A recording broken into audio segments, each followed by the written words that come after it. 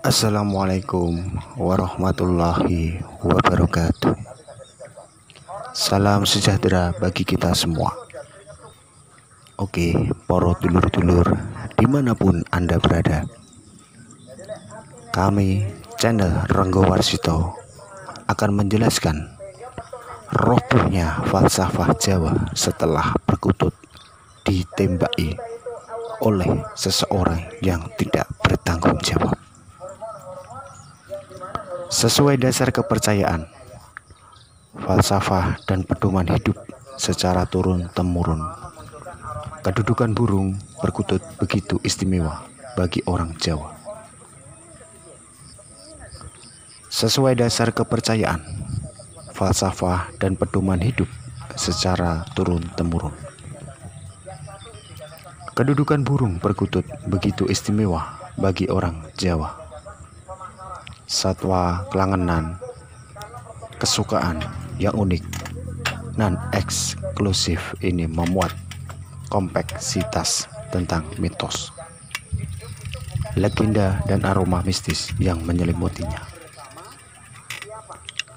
Perkutut menjadi simbol status sosial yang tinggi karena dahulu hanya kalangan terpandang saja seperti raja dan kaum priayi yang memilikinya, sehingga tak sembarang orang memeliharanya. Sesuai konsep 5 wasta, pangkat dan derajat, laki-laki Jawa berjumlah sukses kalau hanya memiliki istri. Kekayaan, kedudukan, kendaraan, namun belum memelihara perkutut.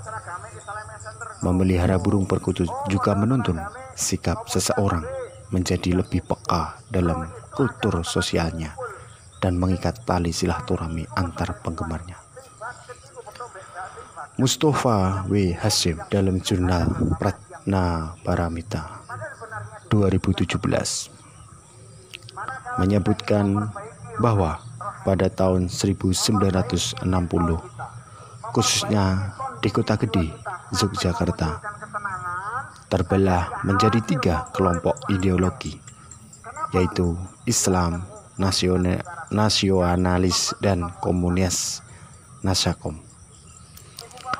Dalam gerakan politik itu, burung perkutut berperan sebagai penyatu para politisi untuk serawung silaturahmi. Alasannya para tokoh sama-sama gemar memelihara perkutut. Lantas sejauh mana pula eksistensi dan pertautan perkutut di dalam budaya masyarakat Jawa dari masa ke masa? Mitos-mitos perkutut. Konon kelindan mitos dalam budaya memelihara burung perkutut telah melekat kuat sejak zaman kerajaan Majapahit. Pada masa pemerintahan Prabu Brawijaya kelima, tradisi itu lalu dicontoh oleh masyarakat Jawa karena terselip timbunan nilai-nilai budaya adiluhung. Masyarakat Jawa percaya bahwa setiap burung perkutut lokal memiliki katuranggan ataupun watak masing-masing yang dapat mempengaruhi pemiliknya. Tentang mitos perkutut ini, Jennifer Lindsay, DKK tahun 1994, menyebutkan bukti dalam budaya dan keyakinan pada keraton Jawa yang termuat pada koleksi literatur Keraton Yogyakarta melalui bait-bait serat Ngalamating Kutut. Di dalamnya terjawantah beberapa keunikan ciri fisik burung perkutut. Kerumitan pada setiap ragam ciri fisiknya dipercaya sangat menentukan perbedaan kadar keberuntungan dan kesialan bagi pemiliknya. Jenis perkutut yang dipercaya dapat membawa keberuntungan. Di antaranya adalah Sri Mangempel, Wisnu Wicitra, Wisnu Mangenu, Pandito Mijil, Purnama Siti, Sinusuh Siti, Marco Ciwo, Mustikaning Paksi, Inep Gendong, dan Gendong Mengong. Sementara pada jenis perkutut yang harus dihindari untuk dipelihara adalah Brahma Sulur, Brahmo Lebu, Brahmo Kolo, Brahmo Kakop, Durno Ngerik, dan Durno Ngunguh. Ciri mati ataupun ciri baku si burung perkutut sangat menentukan tingginya harga jual ketika dipinang oleh pembeli. Di lain sisi, ciri mati tersebut dipercaya dapat mempengaruhi jalan hidup seseorang dalam berbisnis usaha, menjadi tolak bala terhadap gangguan gaib, mampu menangkal penyakit, mempengaruhi keharmonisan rumah tangga, meningkatkan karismatik pemiliknya, hingga memudahkan urusan perjodohan. Bagi pecinta burung yang betul-betul memahami sisi melik perkutut, mereka bahkan takkan segan menggelontorkan ratusan juta dari dalam sakunya demi perkutut idaman. Biasanya, dulur-dulur, mereka akan menemani perkututnya dengan nama yang khas berdasarkan ciri mati atau pengalaman mistis yang dialami saat meminang perkutut. Dari pemberian nama terbaik itulah tercermin seberapa jauh kesungguhan pemilik perkutut dalam mengarungi pengetahuan kearifan luhur ilmu kejawen. Contohnya begini, dulur-dulur. Seseorang menyematkan nama Kiai Kolo Cokro karena ciri mati pada fisik bulu di leher terbalik, sehingga diyakini dapat menangkal bala. Ada pula yang menemani Ki Ageng Bledek karena suara kicauannya keras dan panjang. Bahkan perlakuan istimewa terhadap burung perkutut juga termanifestasikan melalui bentuk corak gambar lukisan pada sangkarnya. Dalam arti ornamen diidentikan sejak pengalaman pemilik dengan hal-hal yang tak kasat mata, seperti mimpi bertemu Betoro Ismoyo. Lalu pada sangkar perkutut digambari tokoh pewayangan Ismoyo atau Semar. Kita akan juga membahas harmoni alam. Suara burung perkutut juga menjadi cerminan sikap, tatanan, perilaku, dan tuntunan manusia yang beradab Jawa. Seperti filosofi suara kicauan perkutut yang bersuara manggung. Di balik keindahan suaranya tersirat maksud agar manusia dapat menjalankan kehidupan sosialnya secara bijaksana.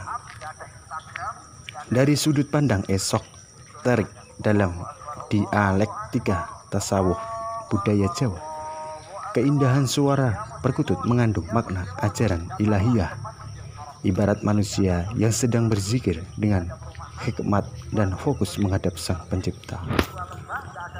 Makna konsentratif suara perkutut secara tak langsung mengajarkan bahwa laki-laki Jawa dituntut harus waspada dan bijaksana dalam menjaga tindak tuturnya agar tak menyakiti sesamanya.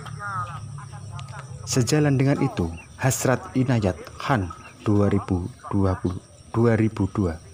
seorang tokoh sufi asal India, dalam bukunya berjudul Dimensi Mistik, Musik, dan Bunyi, mengungkapkan arti sebuah harmoni, bahwa bila satu makhluk atau benda betapapun tak berguna sekalipun hilang dari semesta keragamannya, ia seolah adalah nada yang hilang dari susunan lagu.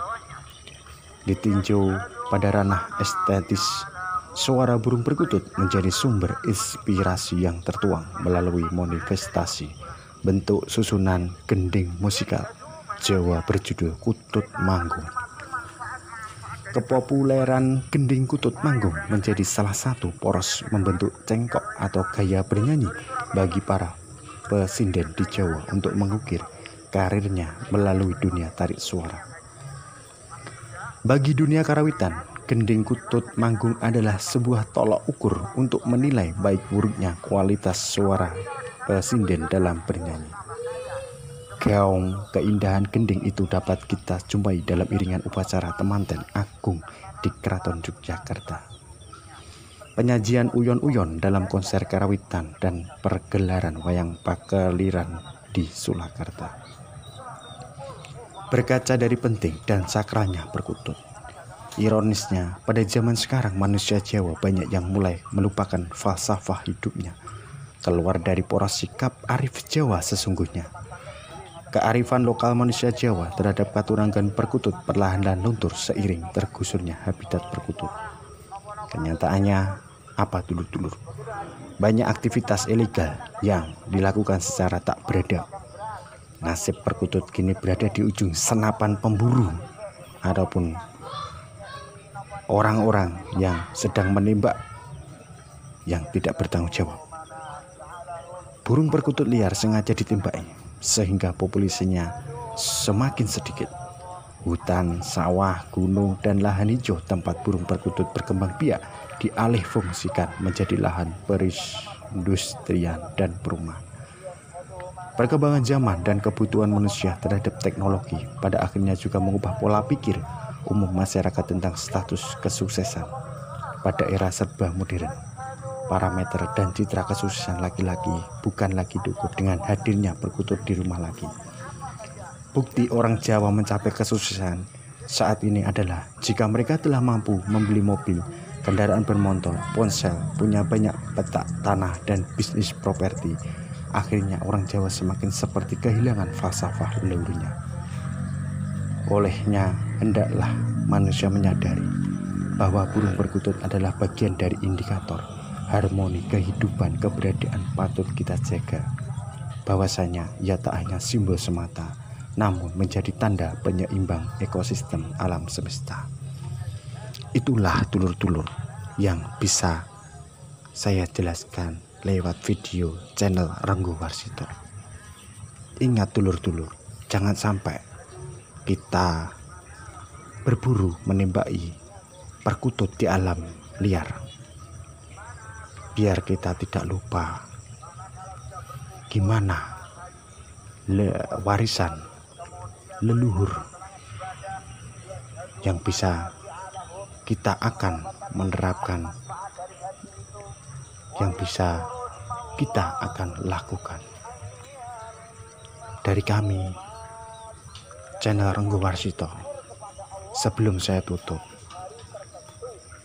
mari kita dukung channel Renggo Warsito dengan subscribe, like, komen, share